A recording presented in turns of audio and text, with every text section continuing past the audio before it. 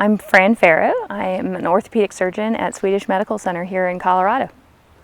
I get asked a lot whether running causes injury and whether you should avoid running because of that, and I really disagree with people who say that you shouldn't run because of injury. Running itself doesn't injure you. Running itself is a natural motion, but it is when we do it too repetitively, we don't prepare our bodies correctly for it, that it becomes a problem. And so a lot of my practice is about trying to get people to run, but do it in a healthy way. Some of the most common injuries that I see from running include plantar fasciitis and different tendon problems. And I find that a lot of those stem back to improper running technique and also avoiding doing stretching, which of course none of us really like to stretch, but it is so very important. Stretching is really important to running because when we run, we strengthen our muscles. And unless we're doing dedicated stretching, those muscles get shorter. So a lot of times people ask me when it's important to stretch. Should you stretch before you run, after you run, in the middle? And the answer is yes, yes, and yes.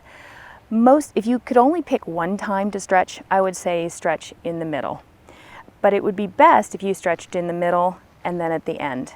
So a lot of times when I go run, I've been running for over 20 years in many different climates and different terrains. And for me, what I do is I go out and I run about a mile and then I stop. If I'm in the city, when I'm waiting to cross the street, I stop and I stretch both my calves and my hamstrings. And then at the end of the run, you need to take that time again. And then you can lie down and really get that hamstring stretched out and stretch out your calf muscles. The two most common tightness areas that runners have are their calves and their hamstrings. But also the tensor muscle can be an area that gets tight as well. Calves and hamstrings are the big problems because those are both muscles that cross two joints. The calf muscle has its origin above the knee and then goes and inserts on the heel. So it crosses both the knee and the ankle. And if you think about a lot of the positions that we have, that calf is in a shortened position. When we sit, when we sleep, a lot of times when we're driving the car, our knee is bent and our toes are pointing down, and so the calf is in a shortened position. It's the same thing with the hamstring. The hamstring crosses both the hip joint and the knee joint, and so that also can lead to it being short a lot. They're also both big, powerful muscles. Their opposing muscles are much smaller than they are, and so they just tend to get tight. Sometimes when people are running, they start to feel an area that's achy. And the biggest mistake that they can make is to ignore it and just let that ache go into pain. So when you start feeling an area that's achy, look at your running schedule and see, have you been adding on too many miles in a week? Have you been doing the same loop with the same inclines and angles? Do you need to mix it up a little bit? And so the first thing I do is say, take a day off, do some stretching, do something different, cross-train a little bit, swim, bike, just do something else that helps your body move but in a different way. And then go back to that run, but maybe take a mile off, take a couple miles off, and see how it feels. And then if that feels good, ease back into it, but try to learn from what got you there in the first place. If it was the fact that you were, running in beautiful Waterton Canyon and you were always doing the same loop and maybe always experiencing the same incline, well, don't do that. So try to listen to your body. If you've done that, then the next thing to do is to look at your gear. A lot of times people don't look at their shoes as the important pieces of equipment that they are. So when I have my running buddies say, hey, I'm starting to feel a little tweak here in my foot, I say, how old are your shoes? Running shoes last for 350 to 450 miles or 90 hours of exercise, whichever comes first. A good way to keep track of the mileage on your shoes is to write the date on the heel of your shoe and then keep track of it with a running app. If your shoes are being used for too long, they start to lose some of those properties that help keep your feet happy. People ask me a lot of times, what kind of shoes should I be wearing when I'm running? And that varies from person to person, just because shapes of feet and the way feet align is different. And so the number one thing you can do is go to a place where they know feet and where they will watch you walk, watch you run, and get the right shoe shape to support your foot. I don't think that you have to run with orthotics. You don't have to run with no support or tons of support. You have to run with what feels comfortable to you. So not only work with somebody who knows shoes, but then also when you put the shoes on, don't ignore little hot spots or little areas that hurt in the store, because they won't work out. They'll just become problems. Make sure that your foot is really comfortable when you leave the store. The other thing that can be helpful is to have the right size of shoe. There is an interesting statistic that 90% of women wear the wrong size shoe. And before men get all smug about it, 75% of men wear the wrong sized shoe. The same rules apply to us as they do to as the rule that we use for our children. That is, you want a thumb's width in front of your toe before the end of the shoe, whether it's an athletic shoe or a dress shoe. You also want to make sure that that is happening after your foot's already swollen. So go for a run and then go shop for your running shoes, because you do not want your feet to swell and then not have enough room.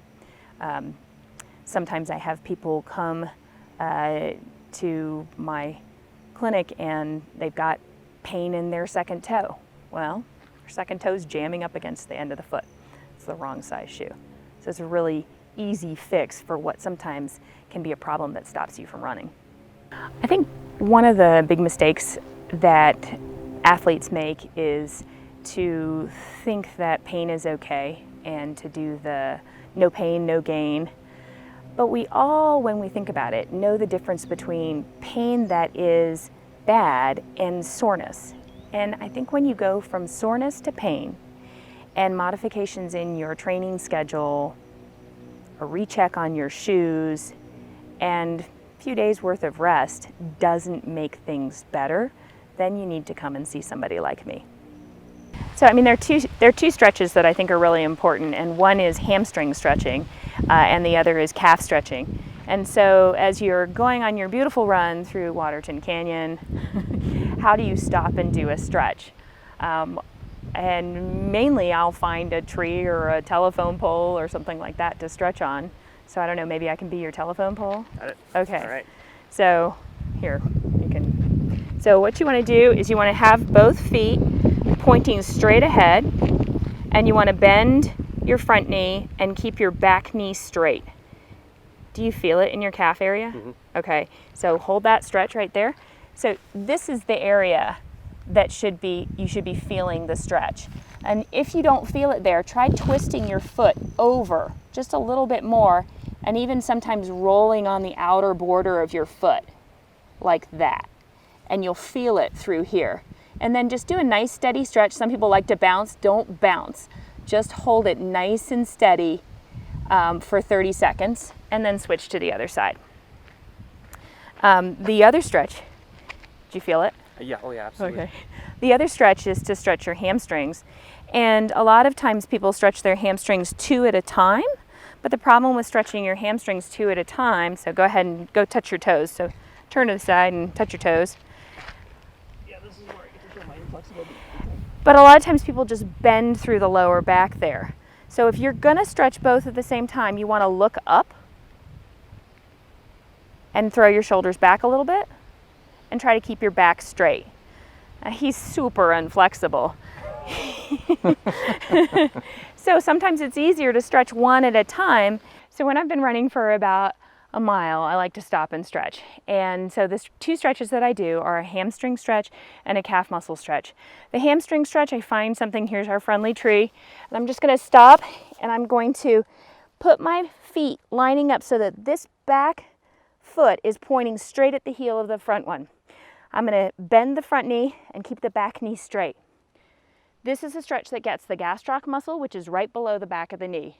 Now, if you bend your knee, then you will get the soleus muscle, but that is a smaller muscle that doesn't cross the knee, and I don't find that that is as much of a problem as the gastroc. So this is the stretch that I do, 30 seconds, both sides.